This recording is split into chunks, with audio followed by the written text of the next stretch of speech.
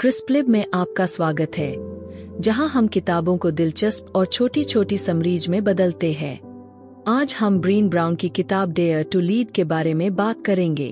ये किताब हमें सिखाती है कि असली लीडरशिप ताकत दिखाने या हमेशा सही होने में नहीं, बल्कि हिम्मत, सच्चाई और वल्नरेबिलिटी को अपनाने में है।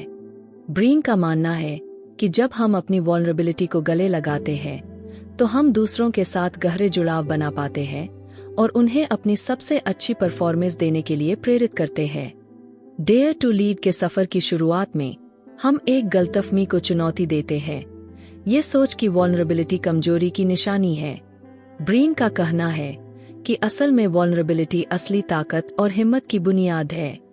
जब हम अपने आप को कमजोर होने देते हैं, तो हम नए आइडियाज के लिए दरवाजे खोलते हैं, क्रिएटिविटी को बढ़ावा देते हैं और दूसरों के साथ मजबूत रिश्ते बनाते हैं। ये चीजें लीडर्स के लिए बहुत जरूरी है, क्योंकि इससे वे और ज्यादा ऑथेंटिक, रिलेटेबल और भरोसेमंद बनते हैं। ब्रीन ने रम्बलिंग विद वल्नरेबिलिटी का एक बहुत ही पावरफुल कॉन्सेप्ट पेश किया है। इसका मतलब है कि हमें मुश्किल और कड़वी बातचीत करने की हिम्मत रखनी चाहिए, भले ही वो असहज क्यों न हो। मुश्किल मुद्दों से बचना आसान लग सकता है, लेकिन ये बाद में और बड़ी समस्याओं का कारण बन सकता है। सोचिए, एक लीडर जो टीम में खराब परफॉर्मेंस या कॉन्फ्लिक्ट जैसे मुद्दों को नजरअंदाज कर देता है। ये समस्याएं बढ़ सकती है और काम के माहौल को खराब कर सकती है। ब्रीन ने हमें सिखाया है कि इन चुनौतियों का सामना हमें एम्पैथी और सुनने की इच्छा के साथ करना चाहिए। हमारी वैल्यूज के साथ जीना भी इस किताब का एक बहुत महत्वपूर्ण सबक है। ब्रीन हमें एनकरेज करती है कि हम अपनी कोर वैल्यूज, यानी वो प्रिंसिपल्स जो हमारे लिए सबसे ज्यादा मायने रखते हैं, की पहचान करें और ये सुनिश्चित करें कि हमारे एक्शंस हमेशा इन वैल्यूज को रिफ्लेक्ट करें। इंटेग्रिटी के साथ लीड करना, यानी कि वो डिसीजंस लेना जो इन गाइडिंग प्रिंसिपल्स के साथ मेल खाते हैं। उदाहरण के लिए, अगर ऑनेस्टी और रिस्पेक्ट आपकी कोर वैल्यूज है, तो आप हर पहलू में इन क्वालिटीज को अपनाने की कोशिश करेंगे, चाहे वो फीडबैक देना हो या मुश्किल हालात को संभालना हो। ट्रस्ट बनाना भी एक सेंट्रल थीम है ब्रीन के काम में। उन्होंने ब्रेविंग कॉन्सेप्ट पेश किया है, जिसमें boundaries, reliability, accountability, vault, integrity, non judgement और जेनरोसिटी शामिल है। ये ट्रस्ट के बिल्डिंग ब्लॉक्स है। बाउंड्रीज सेट करना और उनका सम्मान करना एक सुरक्षित माहौल बनाता है, जहां हर कोई जानता है कि क्या उम्मीद की जाती है। रिलायबल और अकाउंटेबल होना, यानी अपनी कमिटमेंट्स को निभाना, ये दिखाता है कि लोग आप पर निर्भर हो सकते हैं। कॉन्फिडेंसेस को बनाए रखना, जिसे वॉल्ट कहा गया है, ये सुनिश्चित करता है कि लोग आपसे शेयर की गई इन्फॉर्मेशन को सुरक्षित महसूस करते हैं, यह जानते हुए कि इसे बिना उनकी अनुमति के आगे नहीं बढ़ाया जाएगा। इंटेग्रिटी का मतलब है सही चीजों को चुनना, भले ही वो मुश्किल हो। जजमेंट से मुक्त माहौल बनाना ओपन और ऑनेस्ट कम्युनिकेशन को एनकरेज करता है, जहां टीम के सदस्य बिना डर के अपनी बात कह सकते हैं। और जेनरोसिटी का मतलब है दूसरों के पॉजिटिव इंटेंट को मानना, उन्हें बेनिफिट ऑफ द डाउट देना और काइंडनेस के साथ इंटरेक्शंस करना। इम्परफेक्ट होने को अपनाना भी ब्रीन के संदेश का एक महत्वपूर्ण हिस्सा है।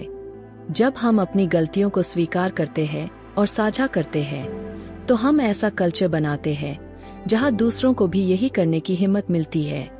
ये ओपननेस एक और ईमानदार और सपोर्टिव वर्क एनवायरनमेंट बनाता है, जहां टीम के सदस्य एक दूसरे की गलतियों से सीख सकते हैं और एक साथ ग्रो कर सकते हैं। सोचिए, एक लीडर जो ये मानता है कि उसके पास सारे जवाब नहीं हैं, या जब वो गलती करता है, ये टीम के लिए एक पावरफुल एग्जाम्पल सेट करता है। ये दिखाता है कि इंसान होना, मदद मांगना और अपने अनुभवों से सीखना बिल्कुल ठीक है। एम्पैथी भी इफेक्टिव लीडरशिप का एक कॉर्नरस्टोन है। ब्रीन बताती है कि एम्पैथी का मतलब है दूसरों की फीलिंग्स को समझना और शेयर करना, खुद को किसी और की जगह पर रखकर चीजों को देखना। इसका ये मतलब नहीं कि आपको उनकी हर बात से सहमत होना है, लेकिन इसका मतलब है कि आप बिना जजमेंट के सुनते हैं और कंपैशन के साथ जवाब देते हैं। उदाहरण के लिए, अगर एक टीम का सदस्य किसी पर्सनल इशू से जूझ रहा है, तो एक लीडर जो एम्पैथी दिखाता है और सपोर्ट और अंडरस्टैंडिंग की पेशकश करता है, वो उस व्यक्ति के वेलबीइंग और प्रोडक्टिविटी में सिग्निफिकेंट अंतर ला सकता है। जैसे जैसे किताब अपने अंत की ओर बढ़ती है, ब्रीन हमें याद दिलाती है कि लीडरशिप एक जर्नी है, कोई डेस्टिनेशन नहीं। ये कंटिन्यूअस लर्निंग, ग्रोथ और सेल्फ रिफ्लेक्शन के बारे में है।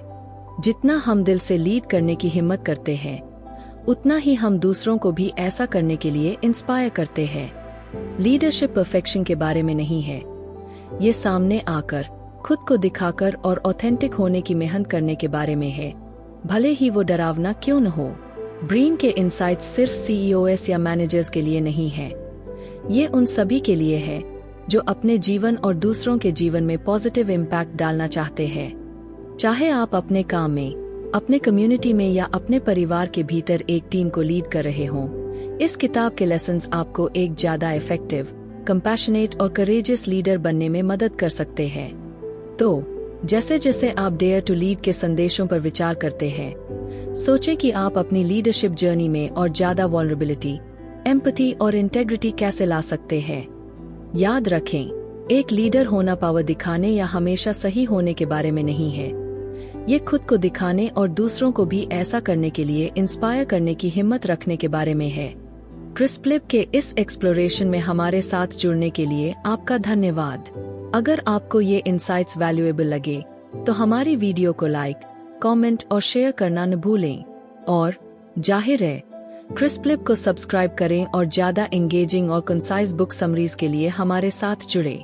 हमें कमेंट्स में आपके थॉट्स जानना अच्छा लगेगा। इस किताब में आपके साथ क्या रेसोनेट किया? आप अपनी लाइफ में कैसे डेयर टू लीड करेंगे?